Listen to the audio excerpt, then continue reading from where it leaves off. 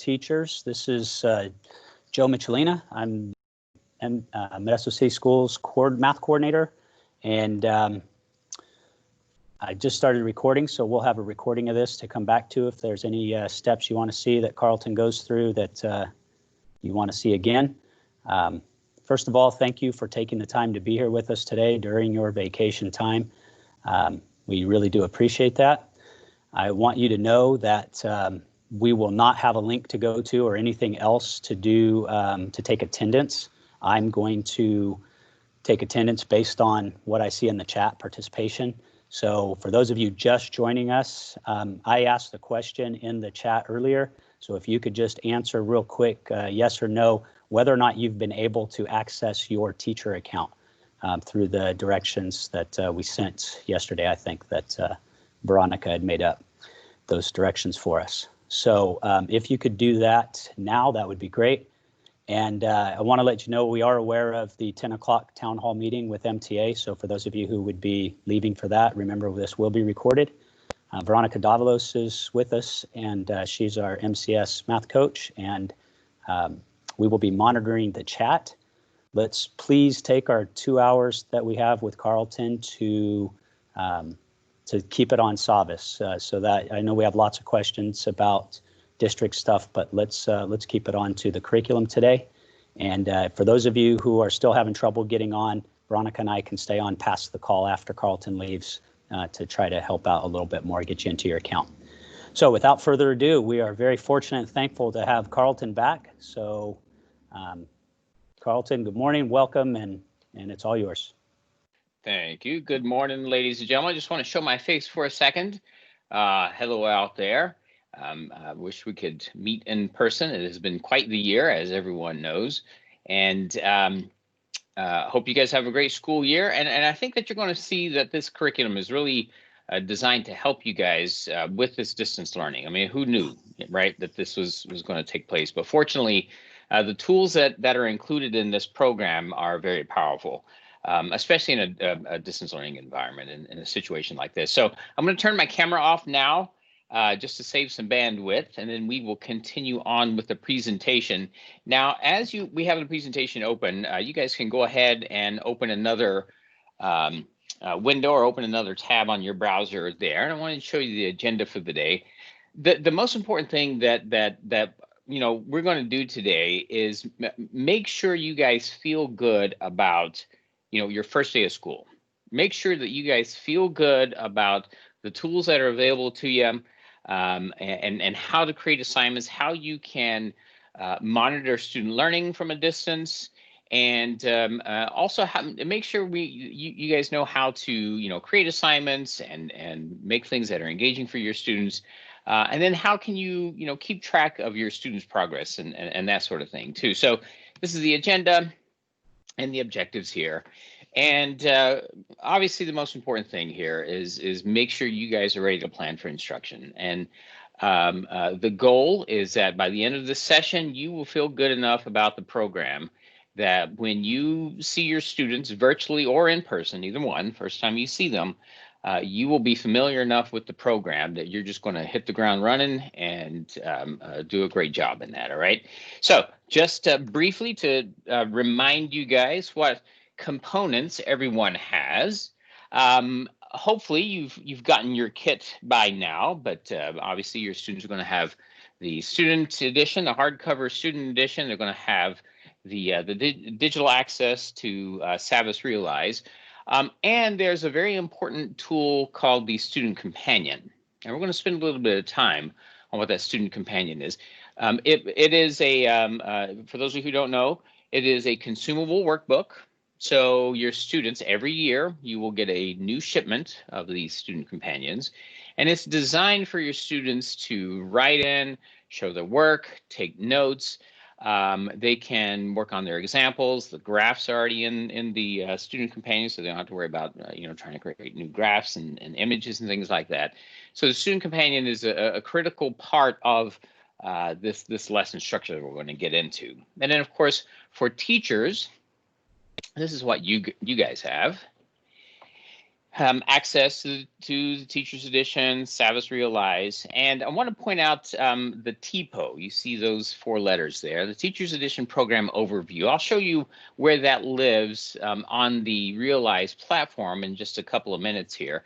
But you should have a copy of that too. That's the thin spiral-bound book that is basically, you can consider that the instructions for the entire program. Now, my mom told me years ago, she says, when all else fails, read the instructions. And sometimes I listen to that. And when I do, I'm always grateful. But this really is, when you have time, sit down and start with this Teacher's Edition program overview. It does a great job of getting into the pacing, the 4-step lesson structure, talks about the math practices. I mean, all kinds of detail that you'll find in the TPO. So, make sure you avail yourself of that resource. And there are lots of other resources that we'll get into as well. But that's a really good place to start. All right. Now, for those of you who have access to your accounts, go ahead and sign in to your account. And then I know that Joe went into detail. Joe and Veronica sent you guys information about how to access your actual accounts. And so for those of you who can access your accounts, go ahead and go through whatever avenue they showed you. But for those of you who may have problems accessing your own account, we can get you onto our demo accounts by following these instructions here, okay? So if you need to get onto a demo account on your browser, go to savvasrealize.com. You're going to see your happy math students there. And you'll be glad to know that every day while sitting at home doing math, your students are going to be smiling and having a great time, just like these kids. And when you're at savvasrealize.com, click sign in, and then these are the login credentials that you're going to use right here. And I'll give you just a second to get logged in.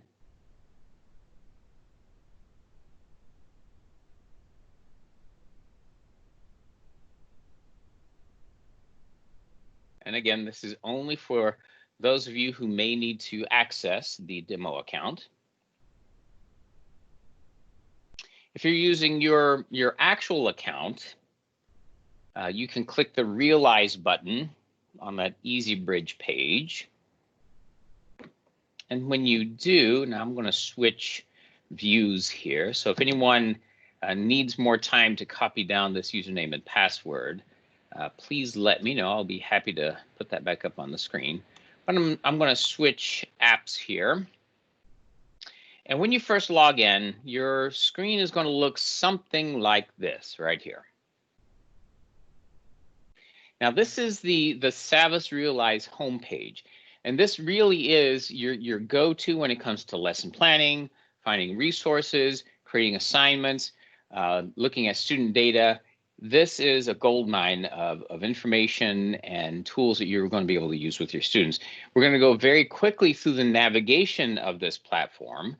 There's no way we're going to be able to cover everything. But before we even look at the very first component, I'm going to show you guys the most important thing that I can show you this whole day. So, if there's nothing else you take away from today's session, make sure that you hear what I say right now. And that is the question mark at the top of the page. If you click on that question mark, this is program training, and this is going to take you to a whole bunch of different resources that will help you when it comes to running this program for your students this year. So first thing to take a look at, help for this page. Let's click on that. So once again, I went to the question mark at the top of the page. I click help for this page. It brings up a sidebar here, pop-up window with contextual help depending on where you are in the program. So this is a very quick way to, maybe you're at a lesson level and you want to know how to create an assignment. Well, you hit that help for this page, and it's going to bring up contextual help designed for wherever you are in the program. But most importantly, I want you to come down to the very bottom, and this really is kind of the highlight of the point I'm trying to make here. At the very bottom, you see how it says open a new tab or open a new window here. If you click that blue rectangle on the very bottom, we're going to open a separate tab in our browser. So take a look here, and actually let me switch my cursor so we can, it's a little bit easier to follow along. We opened a new tab in our browser. The Savvas Realize account is still open. And then we have the Get Started, it's called tab in our browser. And this is your go-to when you just need that quick reference and quick help on, how can I do whatever. And notice along the top of the page, you have these 5 drop-down menus. And usually just by hovering over these drop-down menus, you see how the information pops up here. Usually you can find what you're looking for just by navigating right here.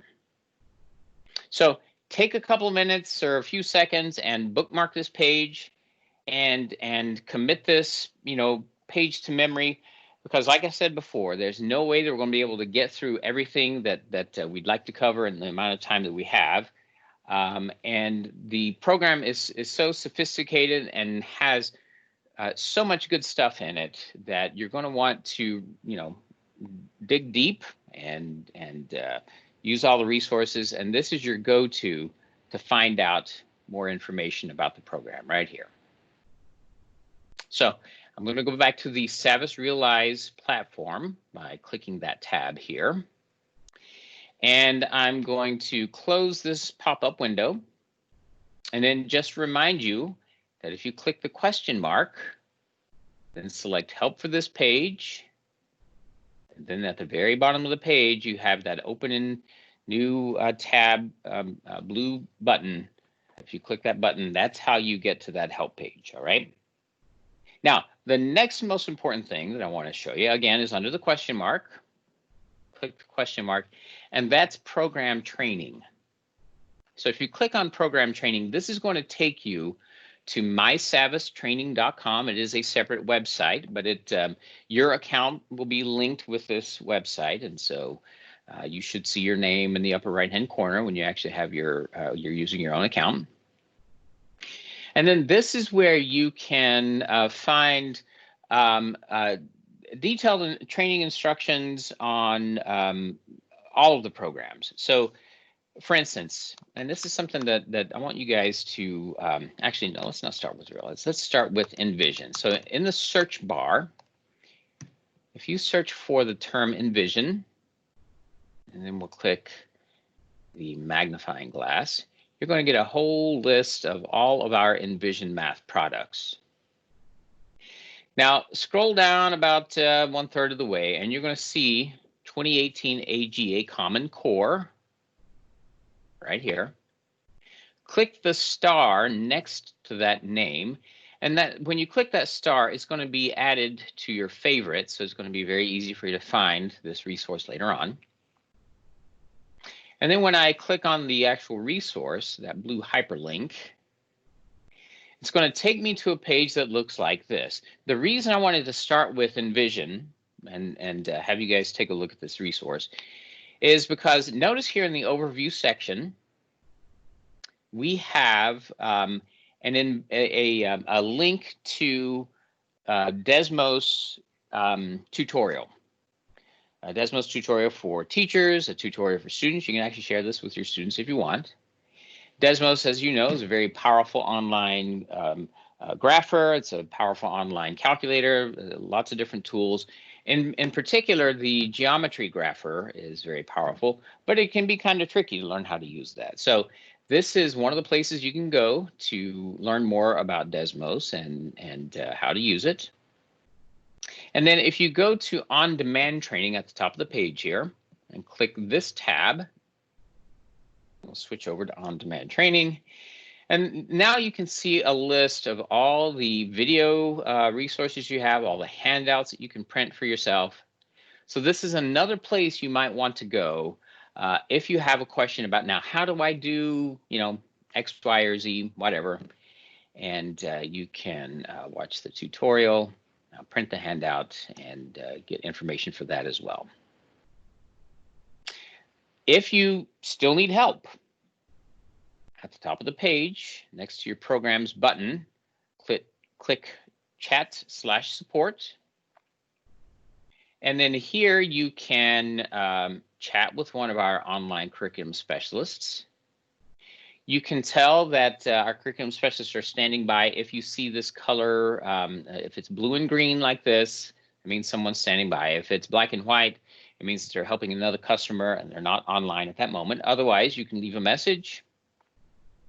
And then notice in the right-hand side, you've got that all-important phone number for tech support. And so we want to make it as easy as possible for you guys to find the help that you need. So once again, chat/support takes you to this page, and there's the tech support phone number and the chat option as well. All right. So I'm going to click back on the Realize button here and go back to my Savvas Realize platform. And I'm going to pause here for just a second and check for understanding and see if there are any questions about how to access the help features before we continue. Joe, is there anything, or does anyone want to pipe in? Don't see any questions right now. Guys, if you do have questions that come up, write the chat, or you can do the raise hand feature too if you want to ask a question. But I think we're good. So let's move, Carlton. Okay, cool. So I'm going to close the tabs that we opened, the help tabs, just to keep my browser a little neater along the top here. And this bell is a new feature. So some of you who may have piloted the program back in the fall, this is a new feature that's been added. This is just one of the ways that we let you know if there is an announcement that needs to be made, if there's an update to the program. You'll also see that in the bottom right-hand corner with the this icon in the bottom right-hand corner. And then I want to take just a second to remind you about the search tool here. If I click the magnifying glass at the top of the page, I can search for content. So if I want to look up something on quadratics, I can search for that term. And now everything living inside the Realize platform that addresses that term, quadratic, is going to appear right here on my screen. So what's nice about this is now I can go through and, find something that, I may want to assign to my students, something, last minute, maybe, I don't know, I need to help remediate a student, or maybe a student has asked questions about, some term. And then when I find what I'm looking for, notice, many of these components have the assign button. I can actually assign it directly to my students, and I'll show you guys how to assign things in a few minutes. I can filter by content using the left-hand column here. And then really the reason I want to show the magnifying glass is because, when I typed in that word quadratics, I see lots of results from the program, but maybe, I can't find exactly what I'm looking for. Well, we include a link near the top of the page here, this black bar that says see results from OpenEd. If I click that, this is going to take me to OpenEd. Basically, OpenEd is a company we have a partnership with. And OpenEd is kind of like Google for teachers. But instead of just giving you all kinds of, resources, some being nonsense and some being good, what OpenEd does is it looks at that resource, makes sure it is standards aligned, and scrubs away ads and inappropriate content. So now from this OpenEd site, I can filter by media type over here on the left, and you can kind of scroll through and see what kind of options you have. There are lots of videos, including Khan Academy and things. So if you see something you like, you can assign it from here as well. So, the Realize platform and our curriculum has a ton of resources, but we understand and we know there's lots of good stuff offline or that's not in our program that is available on the internet that you guys might want to have access to. And so we include the link to OpenEd here so you can add additional content to your platform. All right. So I'm going to go back to the top of the page, and then from the magnifying glass, just a couple more things to show you on this page before we jump into the content. And let's go to my library. So if you click on My Library at the top of the page, our libraries are going to look very, very different. So My Library has a ton of different content that I've added over the past few months as I've done these demonstrations. Basically, My Library, this tab, is where all of your customized quizzes and tests and playlists, and we'll talk about what a playlist is in a few minutes. Anything that you create or upload to your platform is going to live in My Library until the end of time, basically. So the nice thing about that is if you create a quiz this year and it works really well with your students, well, guess what?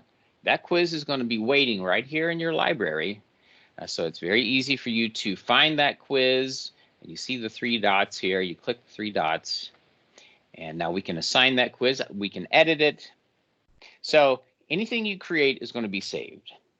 And that way you don't have to reinvent the wheel every year. Now, that also includes your own personal documents. You may have your own study guide, or maybe a note-taking activity or a project that you want to share with your students. You can actually upload those documents. And notice here on the left-hand side is how you can do that by creating content.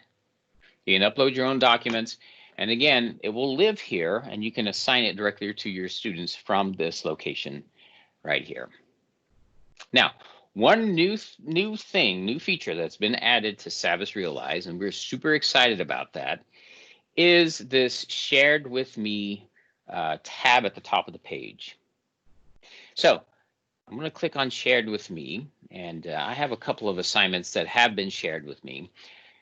Currently, anyone who has admin access to Realize can create quizzes and tests and then share those with teachers, all right?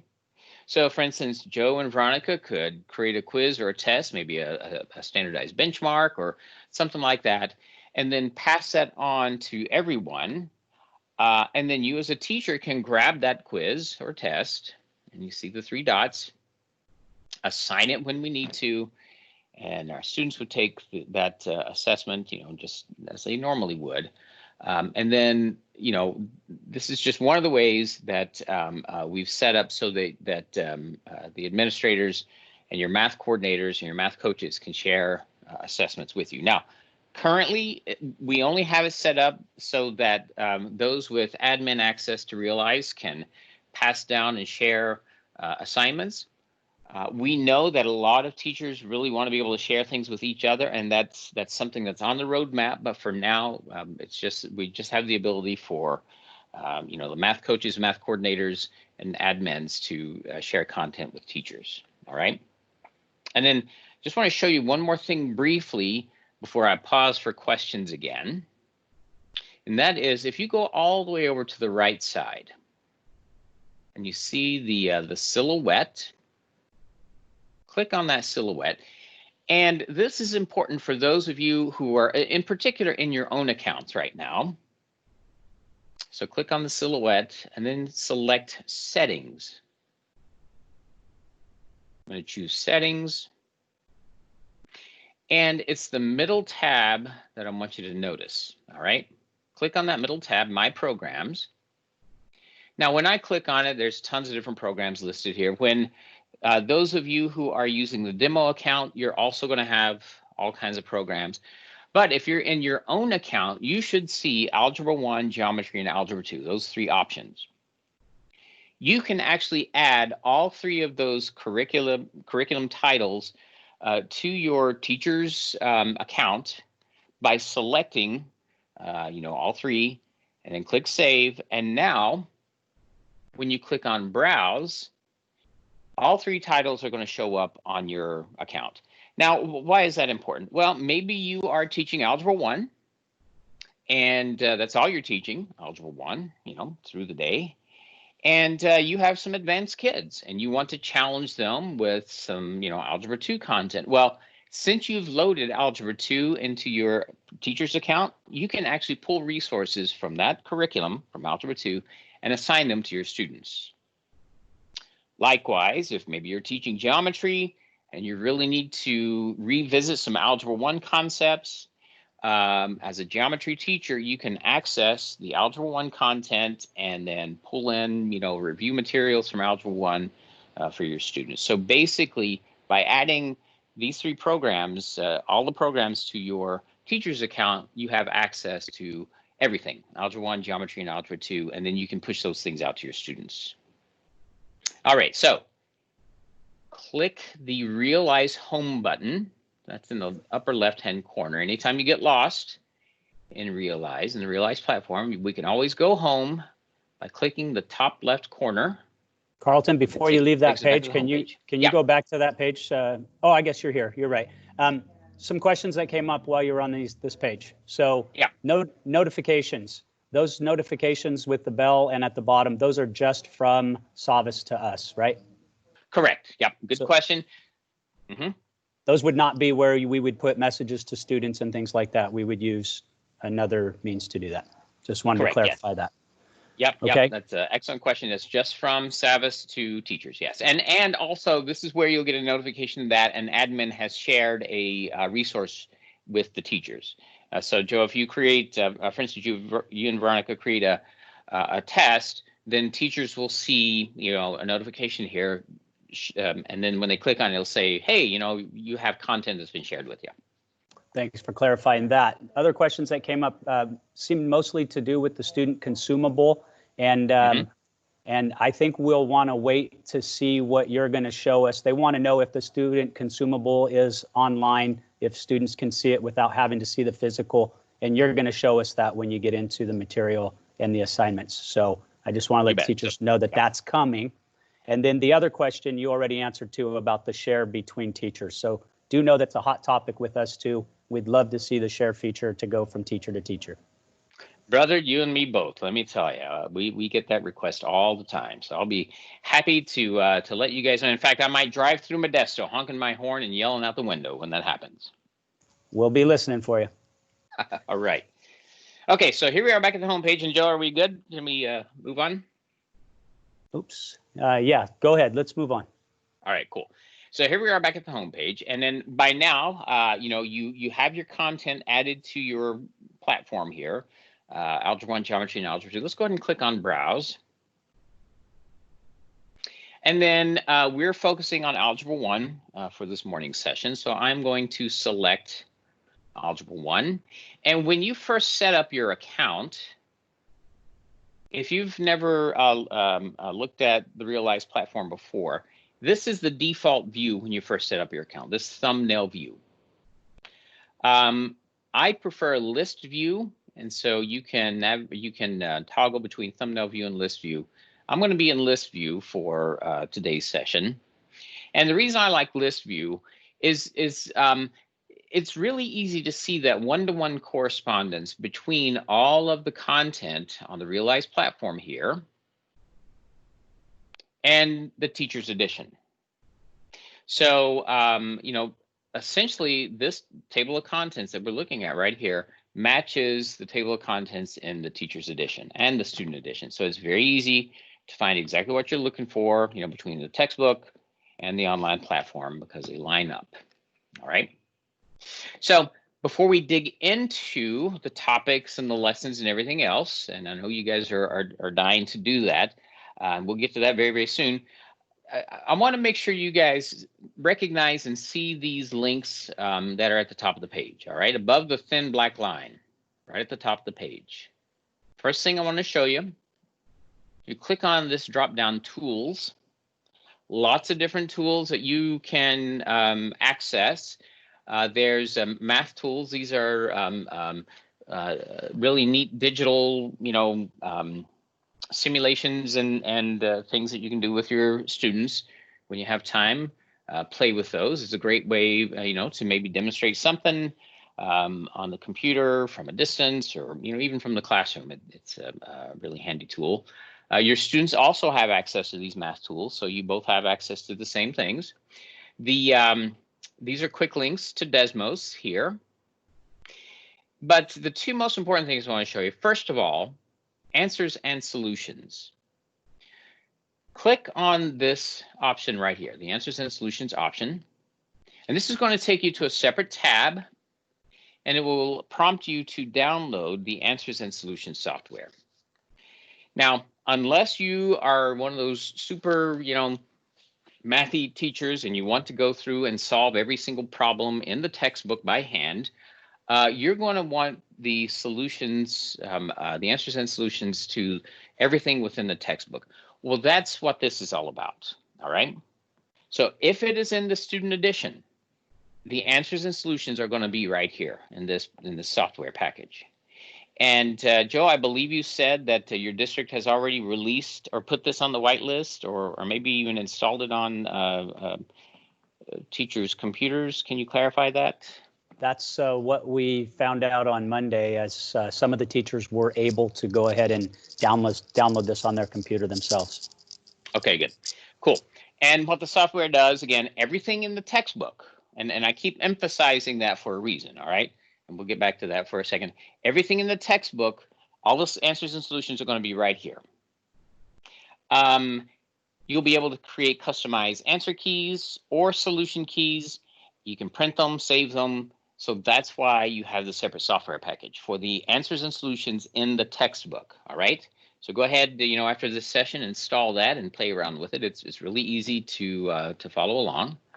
I'm going to close that and get back here to tools again. So you have the Answers and Solutions software package. That's where you will download it. And then the next most important thing are, one of these two links, and that is ExamView. So we include ExamView as part of the adoption of the curriculum. And some of you are familiar with ExamView, but those of you who are not, it's basically a worksheet generator, similar to Kudasoft or Infinite Math, one of those worksheet generators. And it does include a library of questions you can pull from. And so this is a really good resource for creating printable assessments. Now, I say printable assessments because most of you, since we're in this distance learning environment, are going to be using digital assessments. Those are someplace else, all right? But you can use ExamView to create printable assessments. And then if you wanted to share a printable assessment with your student as a PDF, then you could certainly do that, and share it as a PDF. Otherwise, you're going to focus on the digital assessments, and those live within the Realize platform itself. And so, again, Joe, I believe you said that teachers are able to download and install ExamView as well. But if you guys have any issues with downloading and installing ExamView, let Joe and Veronica know, and they'll help you guys out. All right. So from tools, go ahead, Joe. Well, I was just going to say that if they have trouble installing it, that's a help desk tech issue. They can help make sure that gets installed on their computer. Good. I'm glad you clarified that. All right, awesome. Now from tools, let's look at the eText. So I'll click on eText. And so take a look at the options that you have here, all right? And these can be kind of confusing at first, because especially when you see, wait a minute, I have two different student editions there, not to mention the Spanish student edition, but I've got an interactive student edition and I've got a regular student edition. What the heck is up with that? Well, let's first start off by looking at the Teacher's Edition. So I'm going to click on Teacher's Edition eText, and notice when I do, I get to this page here. This is an interstitial page that allows me to open the eText in a new tab in my browser. Now, this is something that can be confusing at first, all right? So basically, we have two tools at our fingertips right now. I've just opened the eText. It's the textbook, all right? The Realize platform with all the rich content and the interactivities and the assignments and everything else, that's still open in this tab, okay? This tab here is the textbook. So the reason I say that is because sometimes it's easy, especially at the beginning, to forget that we're switching back and forth between two different tools here.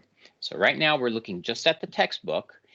And this Teacher's Edition, this is basically an exact replica of the print Teacher's Edition that you guys all have. So if you want to leave the print textbook at home, at school, and then do all your planning from home, then you can access the eText from here, all right? So we're going to quickly look at some of the features here in the eText. If you look at the menu, I'll click menu, and then it's top right corner, and this opens a navigation pane. I can click on table of contents. And so now I can very quickly go through, the different content on my in my textbook. If I click the triangle, it will expand the content so I can get into a particular lesson if I want. And when I find what I'm looking for, I just click on that, and it will take me right to the page that I need to access. All right. So in a few minutes, we'll talk about lesson planning and get into detail about that. But this is the beginning of a lesson, and so you can see, some information about that particular lesson. We can navigate to the next page by clicking the next arrows and scroll up and down. In the left-hand side, on the left-hand side of the page, this is all the teacher content. And then on the right-hand side of the page, this is a copy of the student edition, all right? So this is what the students see. And then, of course, this is what you as teachers see on the left side. And like I said before, it flows exactly the same as the teacher's edition, the hard copy. And so it's very easy to see, compare the two. Always look for the teacher tips at the bottom of the page. You're going to see additional examples. You're going to see ELL tips. You're going to find suggestions for struggling learners, advanced learners at the bottom of the page. So lots of different information for you as a teacher when it comes to planning your content, all right? So we can bookmark pages, so it's easy to navigate from one page to the next. In fact, let me show you what I've done there. I'm going to close this table of contents. When I do, it brings up this navigation bar again. I'm going to click on bookmarks, and I've already bookmarked a lesson that we're going to be working on later. And I'm going to go ahead and click on that lesson that I've bookmarked. And so we'll be ready to look at that in a little bit. But that's one of the ways that you can use the Teacher's Edition, all right? So I'm going to leave the Teacher's Edition tab open, and I'm going to go back to the Realize platform on my tabs at the top of the browser. Click on the Realize tab. And when I go back to Realize, I see this page, and it's easy to think, oh, great, where did my stuff go? I just see this page, there's nothing here, only this button. Well, look for that exit button in the top left corner, all right? So when you click exit, it's going to take you off of this page and back onto the Realize platform. So now here I am, with the Realize platform. I've got my tools, table of contents, everything else that I had before. But now I have both the Realize platform and the eText open simultaneously. And that makes it easy to scroll back and forth between the two tools here, all right? So here we are in the Realize platform. The next thing I want us to explore is the student edition. That's just, I'll call this the regular student edition. It's not the interactive student edition. It's the regular student edition. So click on this version of the student edition. We see that same kind of window. And this is what it's going to look like when your students use the eText as well. We'll click this window. The student edition opens in a new page.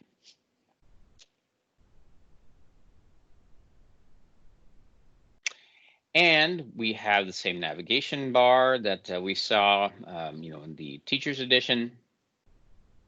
But this time, I'm going to go to the table of contents, and I'm going to go all the way down to topic 7, and I'm going to click the triangle on topic 7 and expand that triangle to topic 7. And then I'm going to choose lesson 4, topic 7, lesson 4, factoring polynomials, and it's going to bring me to this page right here. So this is an exact copy of the student's hard copy edition, all right? So what we see here, this digital version, you could think of it as like a flat copy or almost like a PDF of the student edition. But there are a few more things that students are going to be able to do with this version of the student edition. Now I'm going to zoom in on this page so we can see what's going on here. All right, so I'm going to zoom in, and maybe as a student, I want to, outline or underline something or whatever. Maybe I want to, double click GCF so I can remember it. Well, when I highlight text in my textbook, I can, highlight it with a certain color if I want. I can circle it, whatever. Choose the different styles. I can even, take a note, GCF, greatest common factor, and save that as a student. Maybe, as a teacher, you have created a color scheme or a key that you give to your students to say, all right, any vocabulary that you find highlighted in yellow, main ideas, highlight those main ideas in blue. If it's a concept, highlight in green. You can come up with all kinds of different ways to, use these color codes with your students, because once they use this, excuse me, once they've highlighted and taken notes, then if we go back to the top of the page and go back to our navigation bar here, I'm going to close the table of contents, and then I'm going to open annotations and highlights. So this is where all of the highlights and the notes that I have taken on my textbook are going to appear.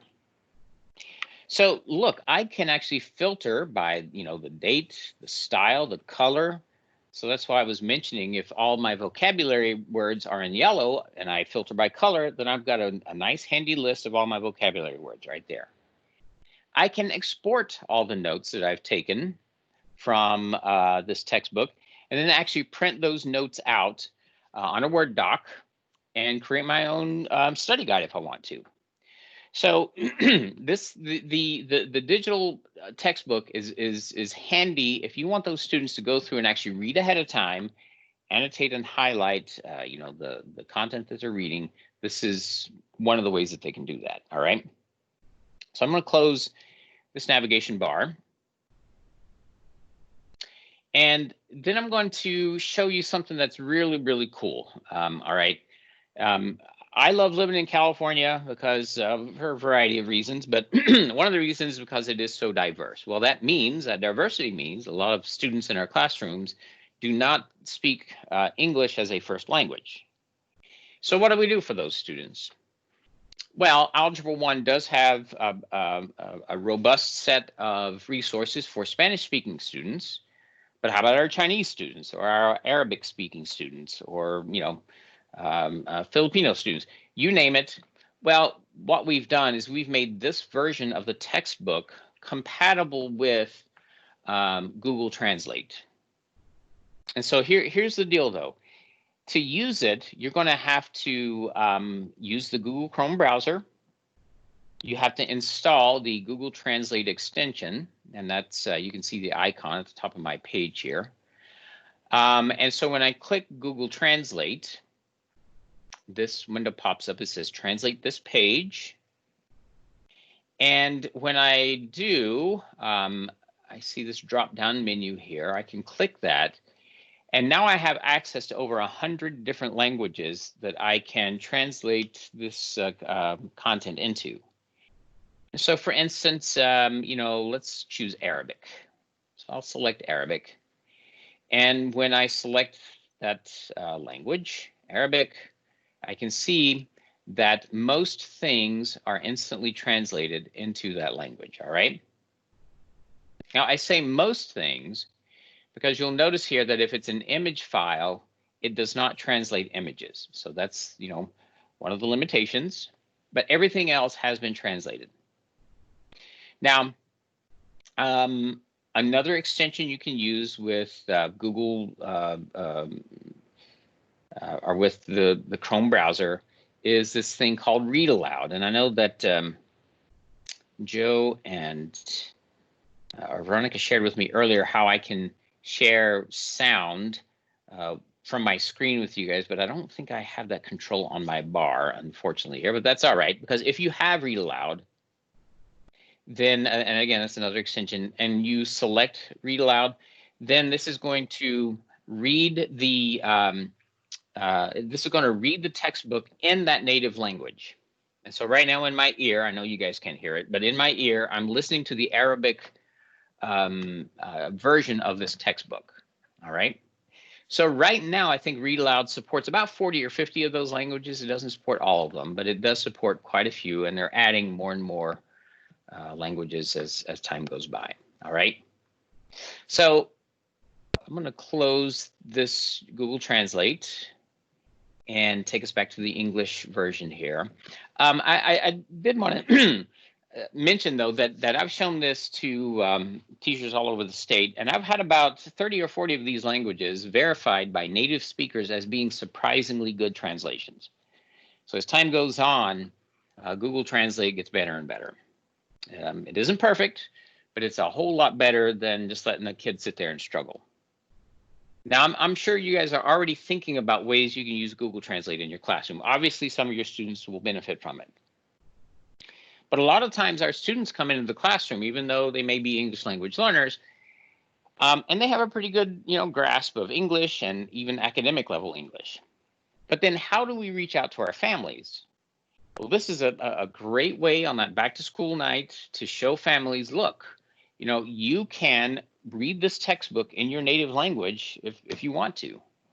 So this is just one of the ways that you can leverage the tools within this platform to engage your families and to make sure they feel like they're part of the discussion here. All right. So Joe, I'm going to stop here for a second because usually we have some questions at this point. We do have some questions, Carlton, and I'm going to let Mark go ahead and unmute and let's ask your question. My question was, if we go to the e-text and we click on the student edition textbook and we highlight things in there, will the students see those highlights or just us? So good question. Right now, only you will see those highlights. So you cannot share. So for instance, I go here. You cannot share this note. Some of our programs, and I have a feeling this is going to be coming down the line as well, but some of our programs have a little toggle switch here that says share with, or it just says share. So right now the answer is no, you can't share your annotations or highlights, but be on the lookout. We may add that option in the future. Okay, thank you. You bet. Any other questions, Joe? Yeah, Brandon has a question. Go ahead, Brandon, and then Carrie, if you want to be ready for yours in a second. Mine was pretty much the same as Mark, so that pretty much answered mine. Great. Go ahead, Carrie. My question is, will we have access to PDFs of this so that we can upload it to things like OneNote? So no, there is no PDF version of this of the textbook, and that's the way, unfortunately, because of piracy concerns and intellectual property stuff, most publishers have gotten away from PDF. So there is no PDF version of this, but that's why we give you access to both the student edition. I call this the static version of the student edition, and then in a second we'll look at the interactive student edition. So hopefully between those two plus the presentation tools that you have on the Realize platform, hopefully you won't even need to use, PDF, a PDF copy of this. Now, in the past, just between you and me, I've taken screenshots or highlighted and just cut and paste things that I've needed if I've needed to put it into a document or OneNote or something like that. Okay, anybody else questions right here? Carlton, I did have one more. It's Mark again. When you said when we highlight things and you're able to export that the highlights and things like that, does that turn into a PDF and then that would be shareable in a sense? Okay, yes, good question. So yes, if I highlight, so for instance, on this page as a student, I could highlight this whole section here. And when I do, let me grab it again. When I highlight it, this pops up. I'll put it in pink, annotate write whatever I want. I don't even have to write anything, by the way. That's just an option. And then I save that and then go back to the menu here on the right side, this navigation menu. That highlight is going to live in the annotations and highlights section. And notice at the top of the page, the export all. This is how I can export my notes. So when I export all, basically it exports it as an RTF file, a rich text file. You can see down here on my browser, it exported as a rich text file. And so I can open that rich text file and then I can copy and paste that RTF to MS Word or whatever. And then I can do whatever I want to with it from there. Make a PDF or edit it and so forth. So yep, you click the export all button. It downloads as a rich text file, and then you can copy and paste that information onto a document from there. Okay, thank you. Cool. Anything else about this version of the student edition? Nope, there's nothing else, Carlton. Go ahead, move on. All right. So we've looked at the static version of the student edition. Again, this is identical, looks exactly the same as the hard copy student edition. Now let's go back to the Realize platform. And by the way, notice at the top of my page here, I have 3 tabs open now. I've got the student edition that we just are playing with. I've got the teacher's edition open. And when I go back here to my first tab, I have the Realize platform open. I click the exit button again. And this takes me back on to Realize with all the content. Now we're going to look at the interactive student edition. So this is one of the jewels in the crown that is enVision Math and the Realize platform. So go ahead and click on that, interactive student edition. And we get the same window. Now, this time when you open this resource, you're going to notice it looks considerably different than the print version. The reason will become apparent in just a couple of minutes. Let's choose topic 7 because we're going to be playing around with topic 7 here in a couple of minutes. Let's choose topic 7. And so here we are with topic 7. I could have use the triangles to drill down into the lesson if I had wanted to. And so here from the topic lesson, I've got all kinds of hyperlinks that I can explore as a student. This topic overview allows me to very quickly navigate to a certain lesson if I want to. And let me slow down a little bit because I know I can move kind of fast with this. Actually, I'll go back to topic 7. There we go. Topic overview. And then I select lesson 7-4. Here's the lesson level. I have my lesson essential question. It's super important when it comes to planning your lessons is knowing where that lesson essential question is. We've got the standards, but what kid cares about the standards? But anyway, there they are. This is what I'll be able to do. And then the lesson overview, and I can, navigate very quickly between sections of the lesson if I want. Or I can, click the next button and go to the next pages. And so as you can see, this looks different because now this content is interactive. This is one of the learning tools that your students are going to have access to, and it's very powerful because they can play with the math as they're going through the textbook. Also, you may choose to use the Interactive Student Edition as a presentation tool when you're talking with your students. So for instance, here I am with example 1. We can, talk about this. What's the greatest common factor? We include lots of white space on the screen here intentionally because, you as teachers want to write your own stuff. And so, use this real estate that's available to you to write your own stuff. And then when you're ready, you can click the solution button and, compare your work to the textbook here, or maybe, have a student write the solution, whatever. I'm sure you can come up with all kinds of ways to use this, but, you can use this information if you want to. We'll start over. There's study tips. Also, make sure you see these circles at the top of the page. These circles mean there's another part.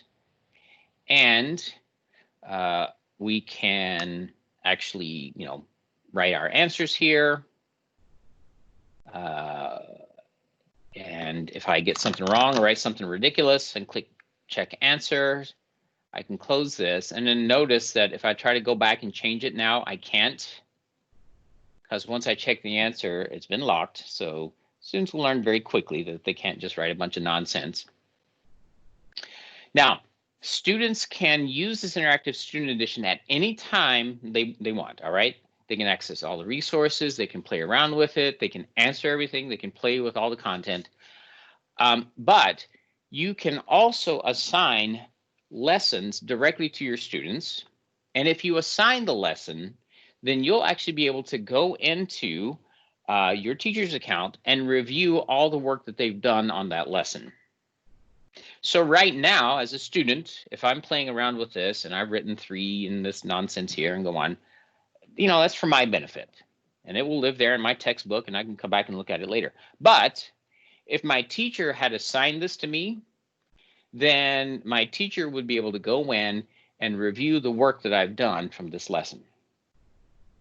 But in order for you to see the information from your students, or in order for you to see what your students have done, you need to have assigned this section to your students.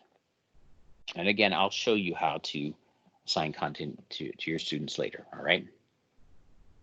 So I'm just going to pause there. We're not going to get too deep into Realize Reader because honestly, we could spend all day long playing with this. So, in the near future, I suggest teachers, this is one of the places that you're going to want to, invest a fair amount of time just to go in and see what the different capabilities of Realize Reader are here. I will mention that we have Desmos interactivities built in throughout Realize Reader at various locations. Now, this lesson does not include a Desmos interactivity because, there really isn't a need for one when we're talking about factoring polynomials. But anyway, those are built in at point of use. You have all kinds of different electronic resources, a lot of different interactive stuff here for you and your students as they're learning the math. So I'm going to stop there again, Joe, to see if anyone check for understanding and see if anybody has questions about the interactive student edition. We do have questions. So Nicole, go ahead. Yeah, I was wondering if in this interactive Realize Reader, if these are the same questions that are listed on the lessons that we can click and assign the examples. I see it says try it at the top on this one. Is that the same try it that we can assign in the lessons? You betcha. So Okay. and I'm glad you asked that. So even though the interactive student edition looks different, the content is exactly the same. And I forgot to mention that earlier. So I'm glad that you asked for that clarification. So these are the same questions, the try it's that you'll see later on. Let's see here. Where's a try it? There we go. Here, this will be a try it right here. These are the same try it's. Now, there are some exceptions because sometimes some of these questions will regenerate with new values. Not always, but sometimes the questions regenerate with new values so the students can try something new. But in general, the try it's and the examples are going to be exactly the same. Okay, One of the things, go ahead. No, you're just saying thank you. Okay, good. One of the things I want to point out is that throughout each lesson, students are going to get a chance to address the habits of mind. And these are basically, questions that help students think in terms of the math practices. And so here we have, Math Practice 5, using appropriate tools. So this is one of the ways that the program takes, DOK level 1, DOK level 2 stuff and turns it into DOK level 3 by making students explain their thinking and engage in those math practices directly. And so if they click on Notebook, they can write the responses here. And, save it, close it. And again, if you've assigned this lesson, you'll be able to read their response. And then from their menu, students can click on Menu, Notebook, and then they can review what they've written throughout the the text here. So let's see, all notes. And we have here, we can sort through by notes. Where's my notebook? Trying to find it. Notes, here we go. Oh, come on, I know it's there somewhere. Maybe it didn't save. Anyway, you get the idea. It's there, trust me, it'll be there. So the notes, this is again another way that you can engage your students directly with the math practices, and they can write the responses. Okay, so Carlton, I think that also answered David's question. Another question came in. These are auto-graded, right? No. So some are auto-graded. It depends. So if it is the interactive student edition in general is not auto-graded. So for instance, these responses, I could write anything here, and the system does not check the responses. If I want to assign a grade as a teacher, I would need to go through, read the responses, and then assign a grade to it.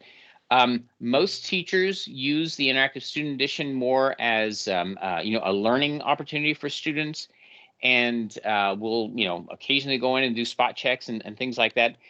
There are lots of other assignments you can give to your students that are auto-graded. So this is just one of the tools that you have. You may or may not want to assign this to your students. Again, they always have access. It's just that if you want to see their responses, you'll assign it. But this is just one of the tools. We'll look in depth at the auto-graded assignments in a couple of minutes. Thanks for clarifying that. And then Jonathan Burton, would you like to ask your question? And then we're going to be ready to move on. Sure. Carlton, you had said when we're looking at one of the screens, there's a lot of blank space there, so teachers could show how to work the problem and things like that. Were you implying that we could actually write on that white space? And if so, how can we do that? So yeah, that's kind of tricky. Well, the answer is yes, but not through the program. And so that's why I'm kind of being, a little evasive here. So, in general, in the classroom, teachers will project this on the screen, and you can use a marker and write in the white space. And so that's generally how we show the white space can be used. But I do know there are lots of other third-party applications that would allow you to sketch on your computer here too. So, and I believe there's actually some free Google extensions. Don't quote me on that, but that would allow you to write, directly on the screen here too. So there's nothing within the program itself, but I do know there are other resources available that would allow you to sketch on the screen. Okay. Any other questions? I think we're good. Yep. Okay, good. So we have these three tabs open: the interactive student edition, the static student edition, and the teacher's edition. And then when I go back to this tab, go back to Realize, hit the exit button, and we've gone through all of the e-text except for the Spanish version. The Spanish version is a static version of the e-text. It's similar to this student edition. We won't take the time to look at that, but it's here, and your students automatically have access to it. And then finally, the last two things from this above the thin black line that I want to show you. Standards, a very fast way for you to dig into a specific standard to find resources. You simply click the standards link at the top of the page, above the thin black bar. Then you click the down arrows until you find the standard you're looking for, and then it will bring up resources addressing that standard. And I'm not going to, well, okay, there you go. And then from standards finding to resources, this is how you can very quickly find, a resource by type. So for instance, if I want to know a Math Excel assignment, I'll just type in Math Excel and it pulls up all my Math Excel assignments. If I want to find the project, all my projects show up. So this is how you can search very, very quickly for resources. And then finally, click on Table of Contents, and here we are back at the table of contents for our Algebra 1 textbook. And then I'm going to pause for questions and check for understanding, and then we'll take a quick 5-minute break. Joe, any questions? I don't see any questions. If If anybody wants to pipe in right now, unmute, or let's take a break. All right, cool. Let's So I'll take start the break. I'll start the timer here, and hopefully you guys can see my timer on the screen. And we'll take a quick break, and we'll see you in 4 minutes and 53 seconds.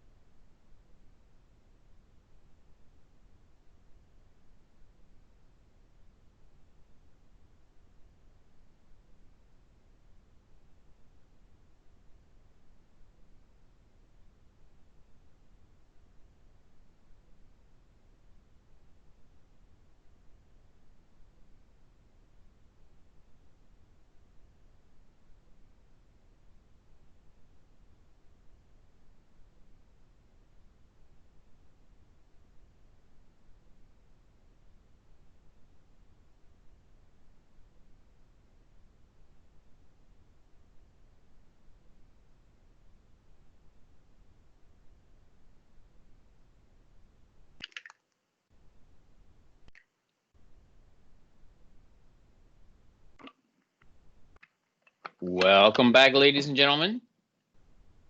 5 minutes sure does go fast.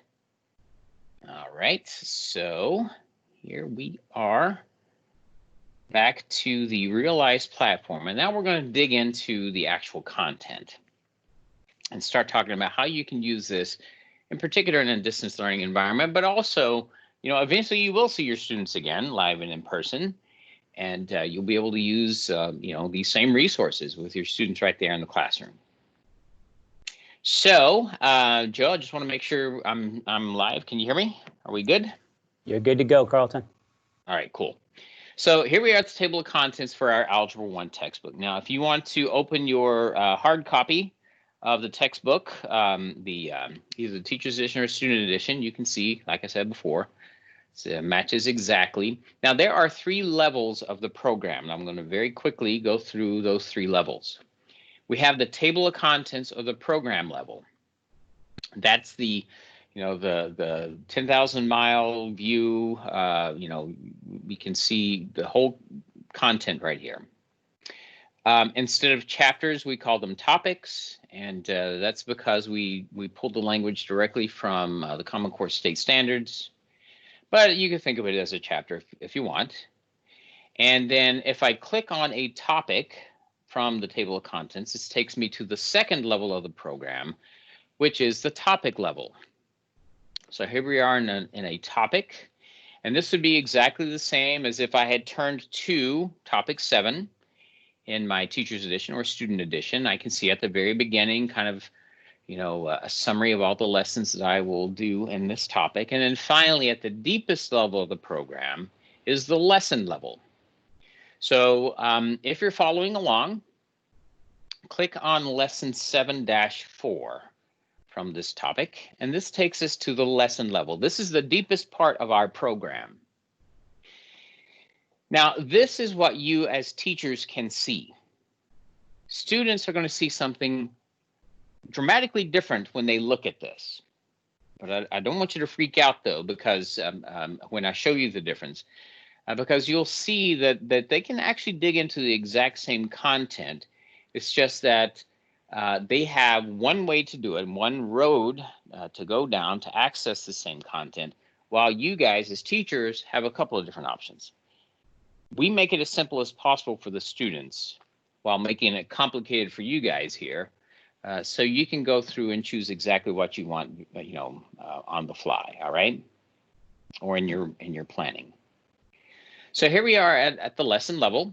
And if I'm planning, you know, this lesson ahead of time, I would have opened my teacher's edition to lesson 7-4. As you can see here, that's where I am.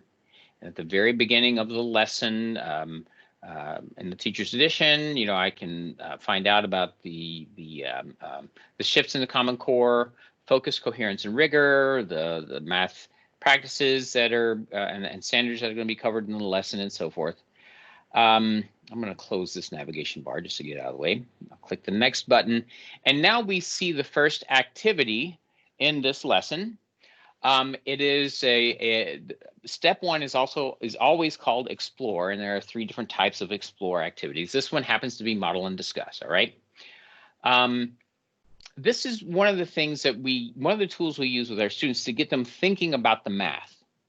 So it's super important that your students engage in this model and explore activity, or these explore the step 1 activities for the lessons. And they're going to, each lesson is going to look different. Some of them have interactivities, digital interactivities, some of them don't. And it's also important to know ahead of time which ones do and don't, all right? So this is where we're going to start talking about the student companion as well. So we're going to be spinning a few plates here. So first of all, we have our teacher's edition or student edition, either one. It's open and ready to go, hard copy or digital, doesn't matter. We're going to have the Realize platform open too. And then we're going to have that student companion open. Let me switch over to the student companion. And this is a page that I have scanned from the student companion that is from topic 7, lesson 4. Notice I said is a page that I have scanned. This is the only resource within the Realize platform that is not digital. So since we send you guys copies of the Student Companion every year, we didn't bother to make it a digital resource, but this is what a scanned page looks like. So I have a couple of options with my students here.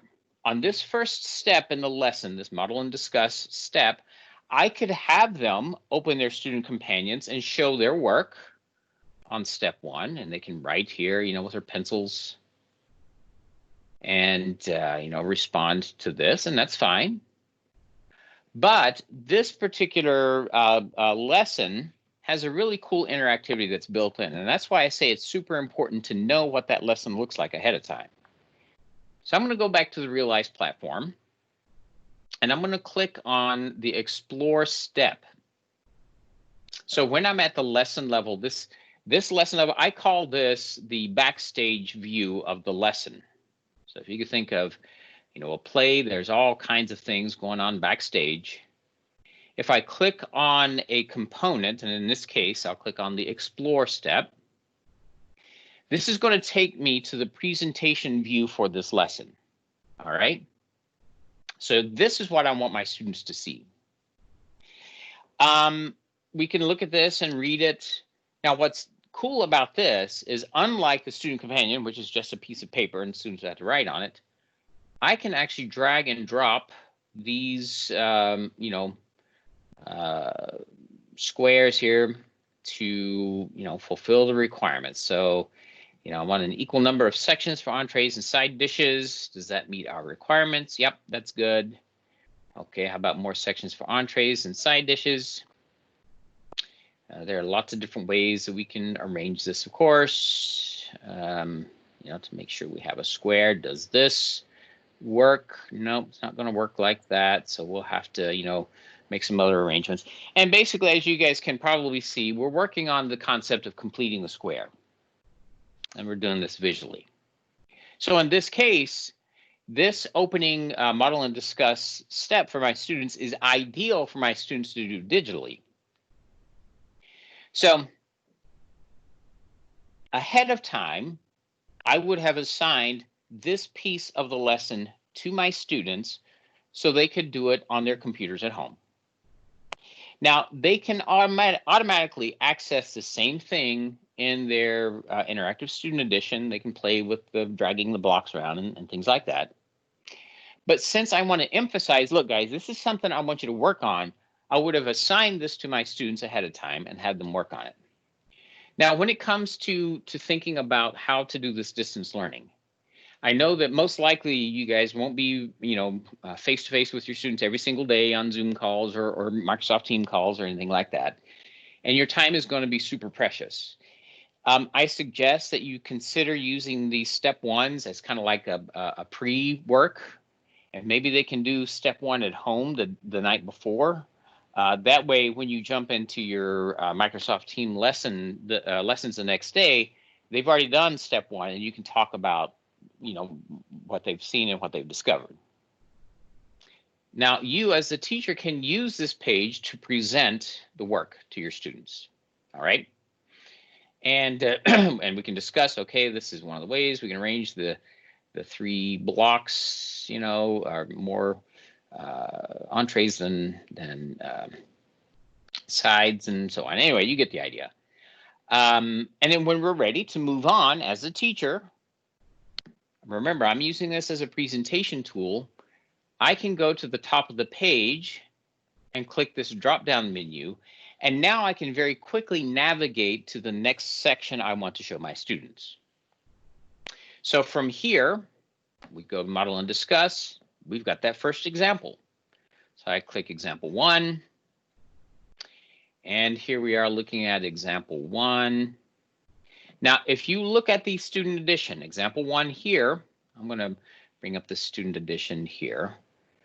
The example 1 in this, I don't know why the graphics came out this way. Maybe it's because I zoomed in too much. But anyway, this example 1 in the student edition, the print edition, is exactly the same as example 1 here on you know, the Realize platform. The solution, the worked out solution steps are exactly the same as the solution steps here in the student edition. So the example is there and ready to go. Let's take a look briefly at the student companion now, all right? I'm going to switch over to the student companion. We already did the first step, model and discuss. I'm going to go down and I see here, it says example 1. Well, when I look at example 1 and I check this out, I say, oh, what the heck is going on? I don't see example 1 here. Let's look back at the textbook and I'll show you what I mean. Example 1 is this 12x to the 5th, 8x to the 4th, minus 6x cubed.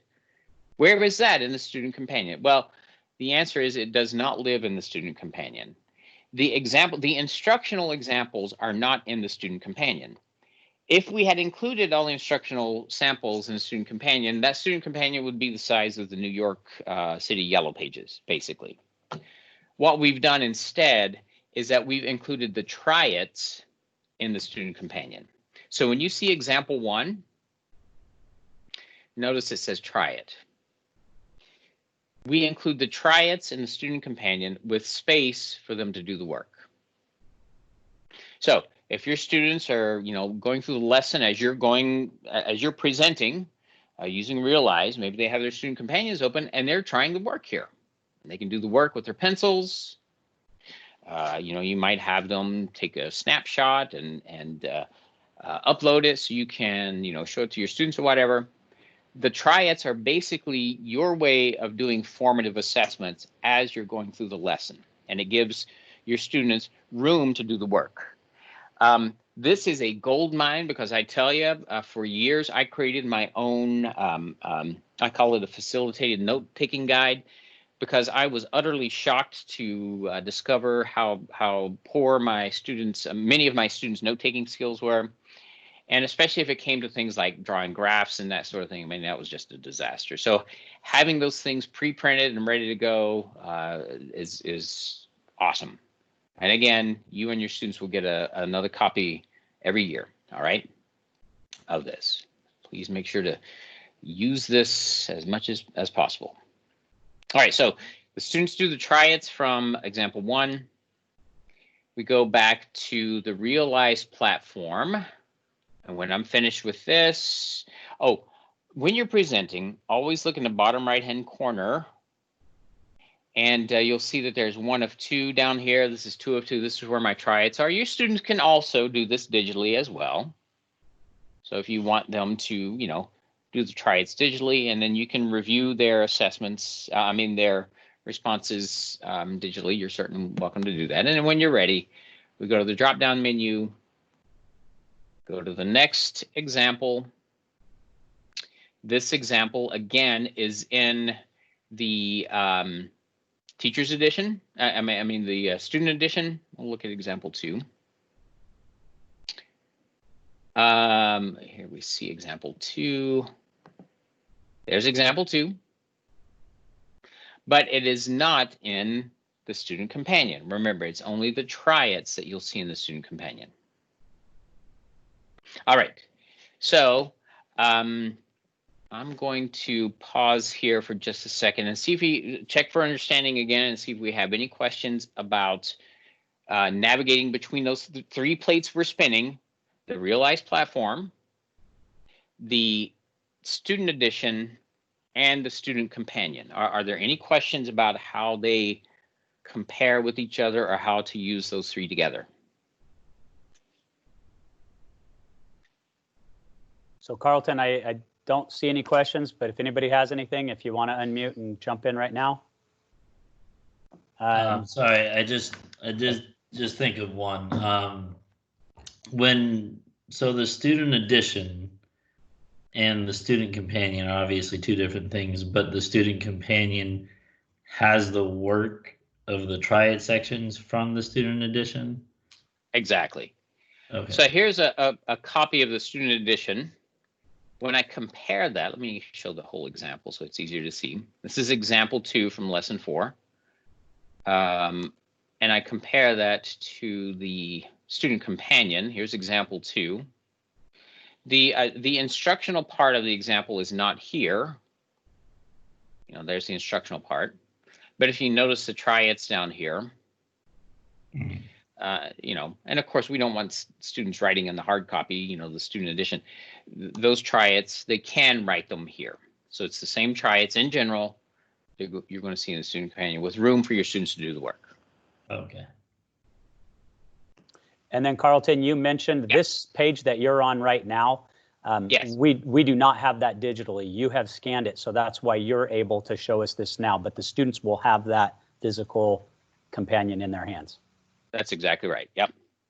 So the students have the you know, consumable version of this, but there is no digital version of the student companions, at least not right now. That answered the other question. So I think we're ready to move on. All right, cool. So back to Realize, the Realize platform, and navigating the lesson and lesson presentation. I'm not stuck in a certain order. I can jump ahead if I want. I can jump back. So using this drop-down menu, it's very easy to navigate through the lesson as I'm presenting to my students, okay? Now, I'm going to go into what I call, back to the backstage area. I'm going to click on Exit here. And that takes me from presentation mode back into the backstage area of the program. So in general, and one of the things that you'll learn as you're reading the Teacher's Edition program overview, or if you're looking at the pacing guide that's in the Teacher's Edition, in general, each lesson takes about 2 days. All right, now that's a, you know, traditional 1 hour basically period. All right, or 50 minutes, I think is what the pacing guide is based on. Each lesson is about 2 days long. So, you know, you may, and how you divide that lesson into 2 days is up to you. There are all kinds of different ways I've heard teachers do it.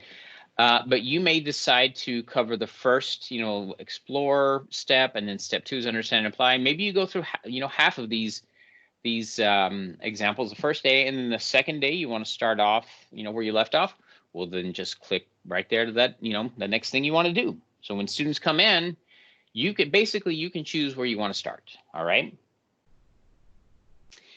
But as I said before, because of all the interactivities and the richness of the program, you know, make sure you're digging into everything that's available to you here, so you'll know what you're going to be able to show your students. And then you can pick and choose what you want your students to do online versus in the student companion and so forth. And again, I'll show you how to create those assignments in just a second. But first I want to get through this lesson here. All right. So we finished step, you know, most of step 2 here, which is understand and apply. Then we go down here and we have, do you understand and do you know how? Do you understand and do you know how? If I click on the digital version here. Remember how I said the beginning of each lesson, there's a lesson essential question? Well, at the end of each lesson, the very first thing that students are asked is that lesson essential question. So we introduce the lesson essential question at the very beginning of the lesson, at the very beginning of step 2 in the lesson. Then after we finish the instructional part, the first question we ask them is that same lesson essential question. So if you don't have time to look at anything else, I suggest, you know, look at lesson essential question. If you check the student companion, let me go down here, we can see the do you understand part has that lesson essential question built in right there. So digitally, it looks like this. There are 5 different questions here in the do you understand. I can tell that by looking at the bottom right hand corner digitally. But if I look at the student companion, or if I look at the student edition, these are in both. I can see that there, you know, here are the 5 different questions with room for me to, you know, show my work. Do you understand? That is the conceptual understanding side of a Common Core. Do you know how? This focuses on the procedural skill and fluency side of things. All right. So you could think of this as just a quick check for the lesson. Now, once students go through that, I'm going to exit out of presentation mode, go back into the backstage area. And, you know, I want my students to practice what we've learned now. So step 3 of the lesson is practice and problem solving.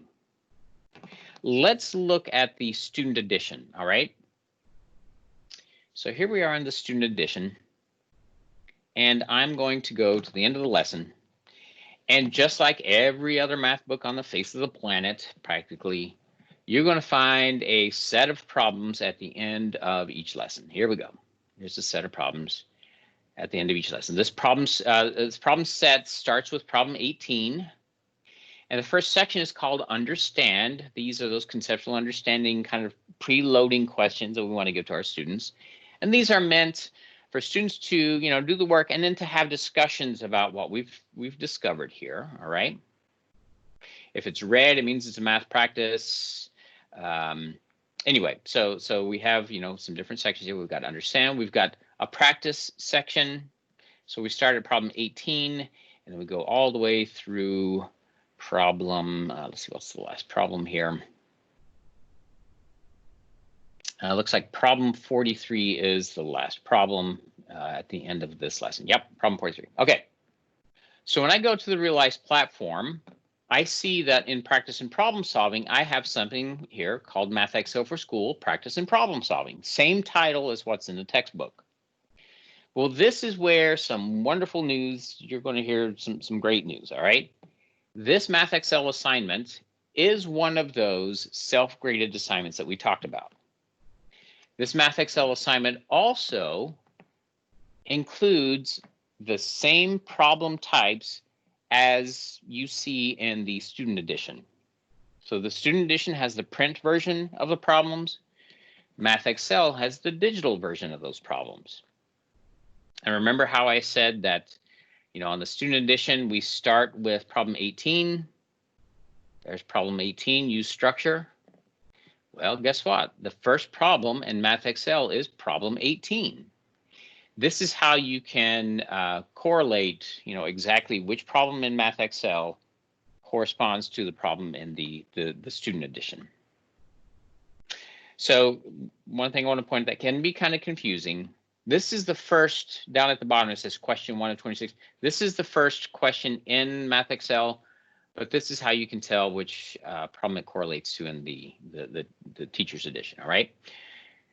Now that first set of problems, in the Understand section, the students are going to see exactly the same question. Every student gets the same question. And again, that's because we want students to be able to discuss these, you know, with each other. And it just makes it a lot easier if they see the exact same question every time. Now, once they get past the Understand section, we get into this practice section here.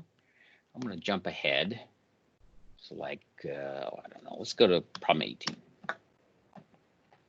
Once we get here, you know, into the practice section, now each of your students is going to have different numbers, all right? So your area might be 4x to the 5th minus 32x, but my area might be 3x to the 4th, you know, minus 27x. You get the idea. And so now, instead of me being able to copy from you, I can't. I have to do my own work. Now, it's the same problem type, so we can talk to each other over the phone and say, hey, how did you do? You know, problem 35 here. But when it comes to actually, you know, doing the work, I have to do it myself, basically. So this Math Excel assignment is going to give me an opportunity to get feedback. I'm just going to write some, whatever, I don't know, nonsense here. Check answer. I get immediate feedback. Now, hopefully, as a student, I read this, and this is something that you really need to emphasize with your students. Make sure you read the feedback. I'll click OK. I get another chance to make corrections here. Hopefully, I will, you know, do it correctly this time. Again, I don't know what the answer is. I'll check answer. It still says no. I close this, and now notice this button at the bottom changes to final check. That means this is the last opportunity I have to answer this correctly. If I still don't answer it correctly, when I say final check, it shows me the correct answer, shows me my answer. Now, if I click similar question, it's going to regenerate a brand new problem that I can do for full credit. If I don't do that problem, it's marked wrong. And I just simply move on. No big deal. All right. But when I get to the next question, maybe I want to access these question help features. And this is where you're going to find these very powerful learning tools that your students can use right there at home. In my opinion, these help tools are just as good, if not better, than a highly paid math tutor. And the reason I make such a bold statement is because, yeah, we could hire, potentially a physics student from the university come and help a kid with their math. But are they going to show them the correct pedagogy? Are they going to maybe show them shortcuts they shouldn't know right now? Well, these help features are designed to address kids' needs right where they're at. So we have videos, an example. If students choose Help Me Solve This, it takes them through the solution process, meaning that they have to go step by step through the solutions. And then once they're finished, it will actually mark the problem wrong, but it gives them a chance to redo a new problem for full credit. And just so you know, it is theoretically possible for a student to redo an assignment as many times as she or he needs to and get 100% on every single assignment. So that's one of the ways your students can work on improving their score in the future. They can always go back, redo an assignment for full credit. All right, so I'm going to exit out of this. That is Math Excel, but in the Teacher's Edition, I don't want to assign every single problem to my students. So how do I know, oops, wrong one, let's see here. How do I know which problems to give to my students? Well, in the Teacher's Edition, I have this information here on the left side, an assignment guide. So this assignment guide tells me that I should break this assignment up into two different chunks, basically. One called a basic assignment with these problems, one called an advanced assignment with these problems. We've all done that on the whiteboard, written, okay, do problems 1 through 10, and then 15 through 23 odd, whatever. Well, that's what this assignment guide is all about. And you can use this item analysis chart to help you even dig down even deeper if you want to. All right. So when I look at this assignment guide and the item analysis chart, and I go back to realize and then consider all the problems in Math Excel, I don't want to assign all of those problems in Math Excel to my students. So what I'm going to do is I'm going to click the Customize button. And customize, yes, okay, thank you. Customize is going to allow me to go in and delete questions that I don't want. I can rearrange questions. I can also add questions. All right, thank you for the nastygram there. All right, let me try to hit customize here just so you can see what it looks like. Boy, I don't know what just happened to my content. Let's try that again.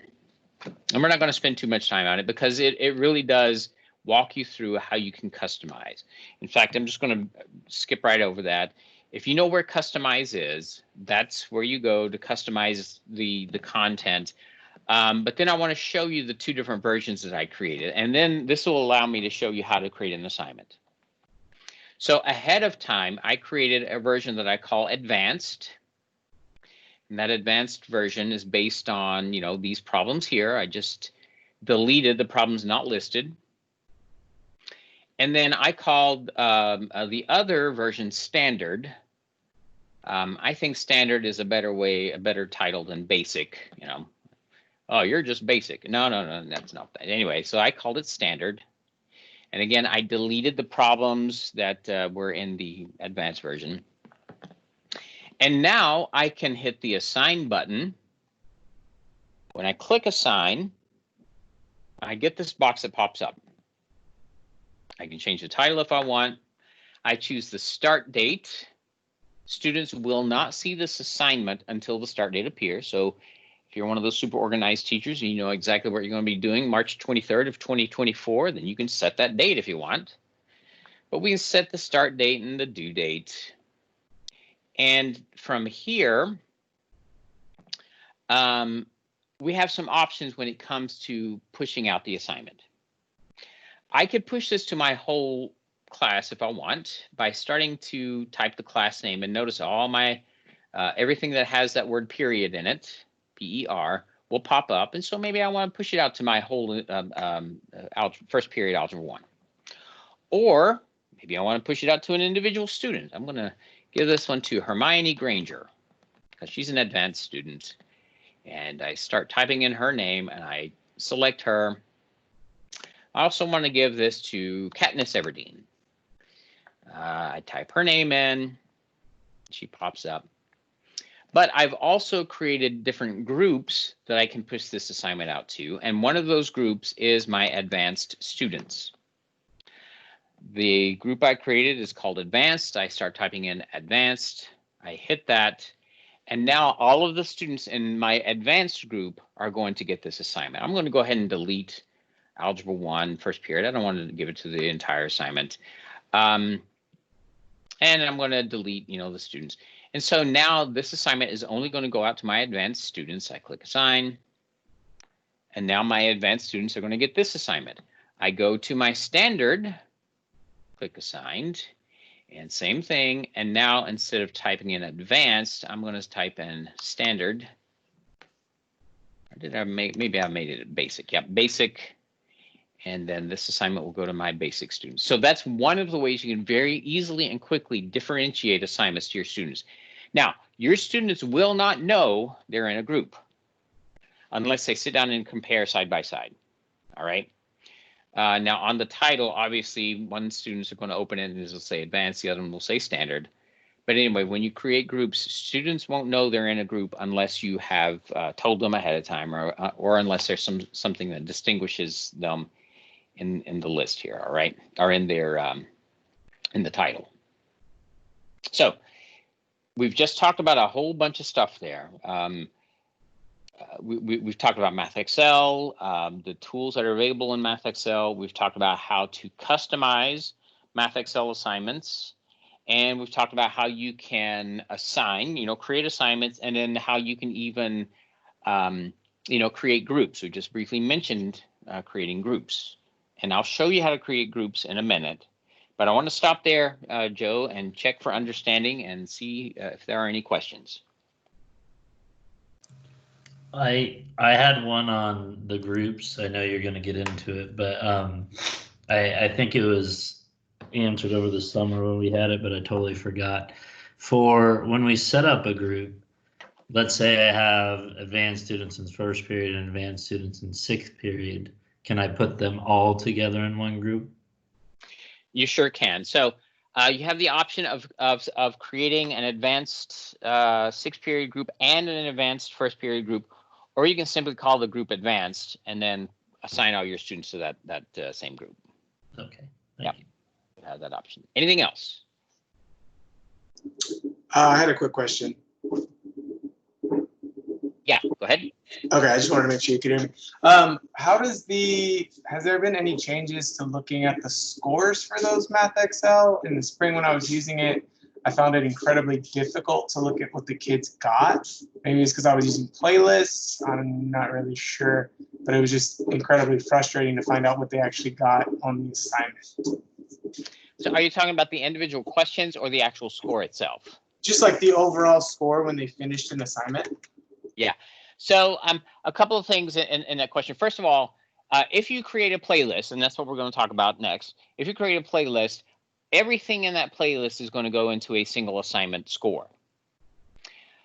If you want to see the individual score, then you can assign that as an individual assignment. So I suggest that Math Excel assignments and quizzes, that you should just assign those as a single assignment. And that way you'll just get the score on that assignment and it's not combined with a playlist. Gotcha. So that would be, yeah, that would be the quick and easy way of checking the scores. That's a very good point. And when we get into playlists in a second, you'll need to keep in mind that playlists combines the score of everything, and you have to do some digging to figure out what the individual scores are. Gotcha. And then it's just much easier to see it if I just do, like you said, with the Math Excel by itself, it should just go like, I don't know, say I have 10 problems, it'd be like 8 out of 10, you know, as a list, or would I have to go student by student? So, well, both. You can see the list of assignments, and I'll show you how to do that here in just a second too. You can see the list of assignments, or you can go student by student. It's up to you. You have that choice. Okay, thank you. All right, cool. Now, one other assignment type I want to show you is lesson quizzes. If it's a red dot assessment here, the lesson quizzes are similar to Math Excel because they are digital and they are self-graded, but they're different from Math Excel in that now every kid gets exactly the same problem in exactly the same order. So now you can imagine, you know, cheating would be easy with lesson quizzes, any kind of red dot assessment. All right, so just keep that in mind. Also, red dot assessments, quizzes, and tests do not include the help features. All right, because they're meant to be more formal assessments. But one of the advantages to the red dot assessments that Math Excel does not have is that anytime you assign a red dot assessment, most of them have a remediation option. So I clicked the More button and I see remediation. When I click on remediation, this is the remediation library. This is the list of resources that I can choose to give to my students if I want as a follow-up assignment, or I can have the system do it automatically based on student score. So now when I click Assign, this box pops up again. Notice though that this time there's something different. There's this automatically assign remediation. By default, the system will automatically create a list of assignments that it will push out to my students if they need to, you know, some additional help, or maybe they need to be challenged. And you can see what those remediation resources will look like, and you can even see what the algorithm basically for choosing those remediation assignments.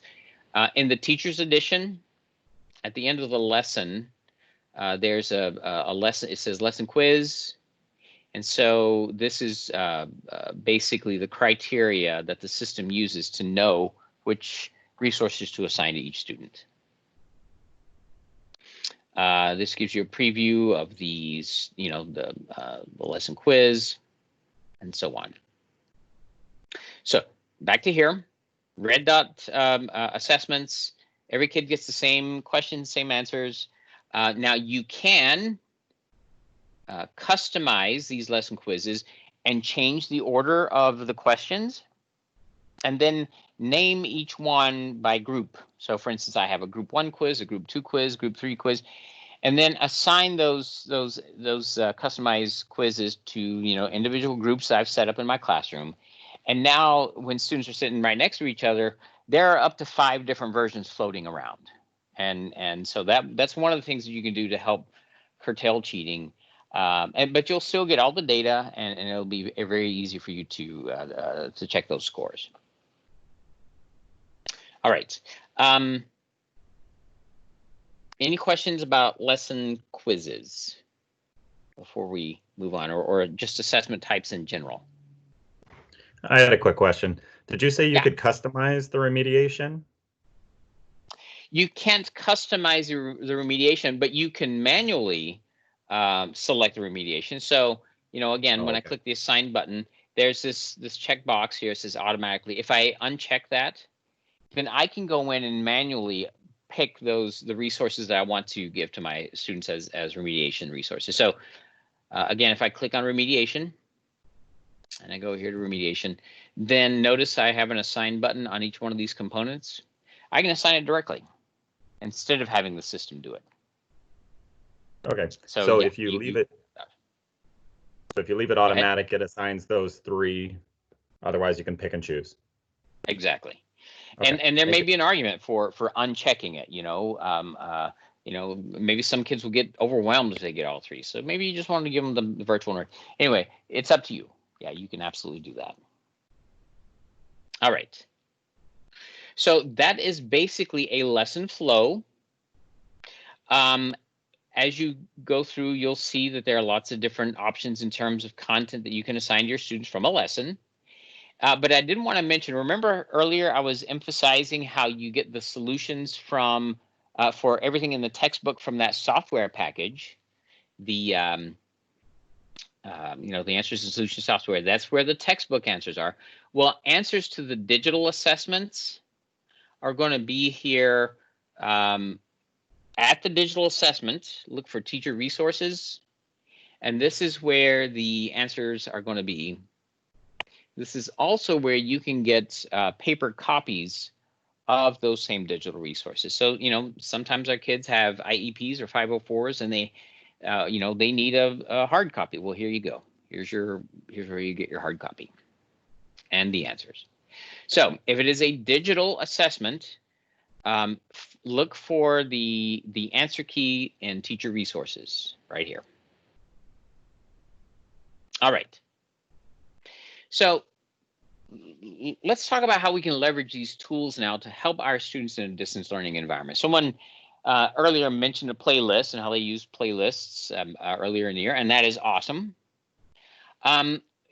I want my students to do a certain number of examples or problems maybe ahead of time before we get together on our Microsoft team meeting.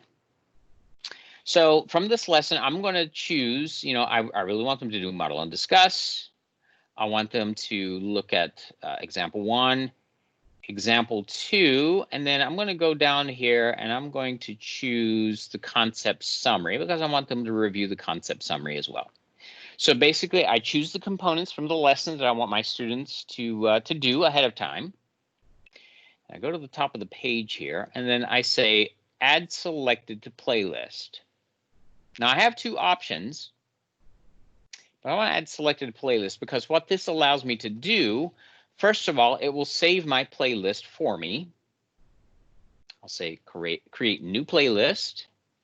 This is going to be 7-4, and I'm going to put today's date just so I can keep up with my own playlists here.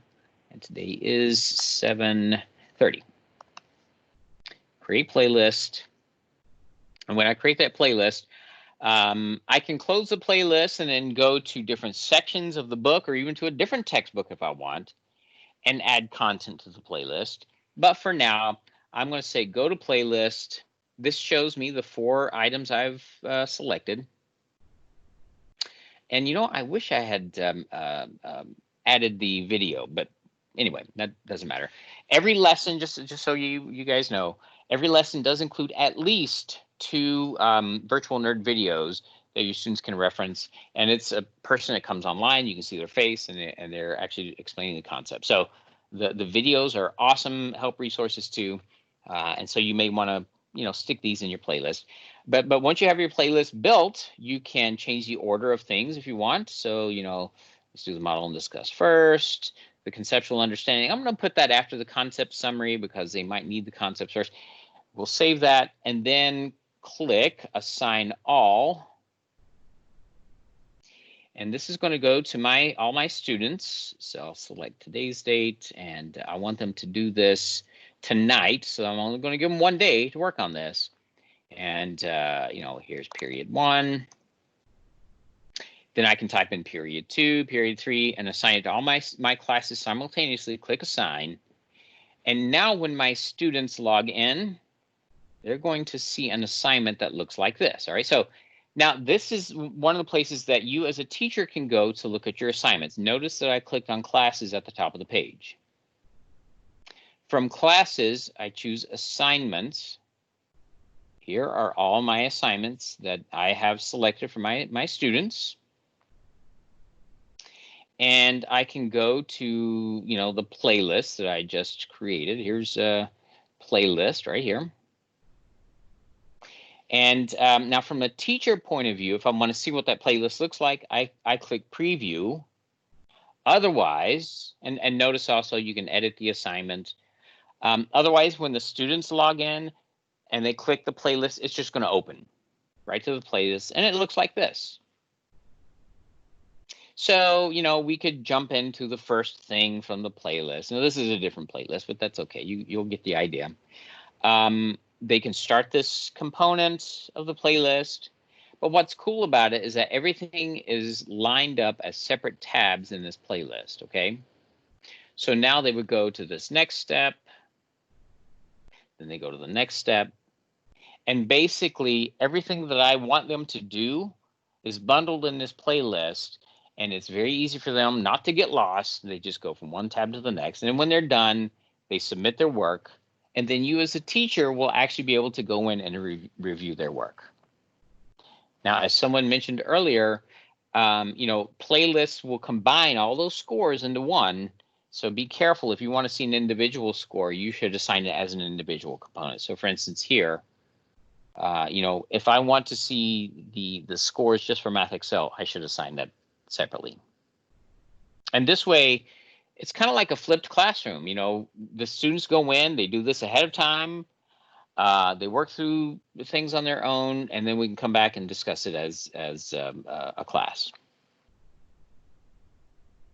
Now, another thing that you can do, I'll go back to browse. Maybe you want to assign the entire lesson. Well, if you want to do that, what you should do is, we'll go in just to a random lesson here. At the lesson level, notice at the very top of the page, it says Interactive Student Edition, Realized Reader Lesson 4-3. If I select this, it's going to assign the entire lesson as a Realized Reader, that Interactive Student Edition that we looked at earlier. It's going to assign that entire lesson to my students, so then they can go into the textbook, you know, work through all the examples, the try-its, the notebook. They can write everything out. And then, as a teacher, I can go in and check the data and see how students have done. So that's another way that you can push out assignments to your students in a distance learning environment. All right, so I'm going to stop there for just a second before we get into data. That's really going to be the last thing that we get into, and just pause briefly for any last minute questions here, and then we'll jump into data before we have to hop off our call. Anything, Joe? I think we need to get you into data. The only question just came up about the playlist. Are all the assignments in the playlist given the same weight? Boy, that's a good question. I'm not sure. I think they are given the same weight towards the overall grade, but that's something I can't answer confidently 100%. So we'll have to play with that. Okay. Yeah. Okay, right, let's get into data. Gotcha. So remember, guys, you can assign an entire lesson to your students to do in a distance learning environment. You can assign them a playlist of components you want them that you want to emphasize with your students. Or you can assign individual items to your students too. And remember, you can remediate in all kinds of ways with individual students, groups, or your entire class. All right. So last but not least, there are two places to look for data. First of all, in classes at the top of the page. If I click on assignments in my classes, this is a running list of all the assignments I've created. If I click on a particular assignment, I can go here and drill into student status. This tells me basically which students have started, which students are still working on it. Assignments by student. So this is my student list. So I can, go into, let's see, Hermione Granger here, and I can get a list of all her assignments and her scores on individual assignments. That's under classes. But really, you're going to find most useful data here under the data tab. I click data, class results by assignment. I have 3 graphs available. Looking at the bottom graph, as I hover over, notice the title pops up. Each one of these graphs, these bars will appear. If I click on the bar, it's a hyperlink and it will open it to a different page. And now I can drill into even more data here. This is a standards-based analysis. So this tells me student score by standard. If this assignment had more than one standard listed, I would have 2 different columns or 3 columns. However many standards I've tested will appear. Question analysis, this is your traditional item analysis that I can dig into. If I click on the hyperlinks, it will show me which kids got it right, which kids got it wrong. Student analysis is a nice visual way to see how students did on scores. If a kid got it wrong, I can click on it and actually see the response right there. Then finally, performance analysis. This is a way that I can actually set a breakpoint. Well, let's set the breakpoint at 80% here. And then this will create ad hoc groups, basically, where the students who scored below the grade point will be in one group, those who scored above in the other. And then I can assign resources to each group as I want to. And then I can also drag and drop, students from one group to the other before I assign. Even students who haven't done the assignment at all, I can put them in groups. So that's another way you can differentiate for your students. The last thing I'll show you is just groups briefly. Actually, I have two last things to show you. Classes, you can create groups. If you click on classes, click students and groups. Then you'll see at the top of the page, it'll say create group if you've never created a group before. Otherwise, show groups, and then this will take you through the group creation process. Then I just want to remind you very quickly that if you click on the question mark, that's where you're going to find those all important help features, because there's just no way you're going to remember everything. And it does go into detail on how to create groups, how to make assignments, and all that good stuff. And then finally, last but not least, and this is something that Joe and Veronica have access to, and they can email this to you as well. I do need to show you guys. Here we go. Is this it? Yep. This is a, if you guys could give us some feedback, this is a feedback form. So I know this is a long participant survey link, but if you could, give us some feedback here, we would certainly appreciate it. That's my information, my name, and the product line is enVision Math. And then finally, I just want to say thanks so much, guys. I know it's like trying to drink from a fire hose, but I think you're going to discover that enVision Math is a super powerful tool, and it's honestly, it's amazing that you guys have this tool right now in such a unique time, because I mean, the way that you can leverage the tools that are available to you in a distance learning environment is just incredible. So, Joe, I'm going to stop there. I know that we're right up against time here. Any last minute stuff we need to talk about or whatever? No, Joe, thank I'll turn it you. over to you. Yeah, Carlton, thank you very much. You're getting lots of thank yous in the chat right now. We will also send this feedback in an email after the meeting. And no, thank you very much for everything. We know there's tons of resources here for us. And we will stick around, Veronica and I, for any questions specific to Modesto City. So we'll see you later today, Carlton. Thank you very much. All right. Thanks so much, guys. Y'all have a great school year. Thank you. Okay, so I'm going to go ahead and stop the recording, and let me get to that. And let's go ahead and talk about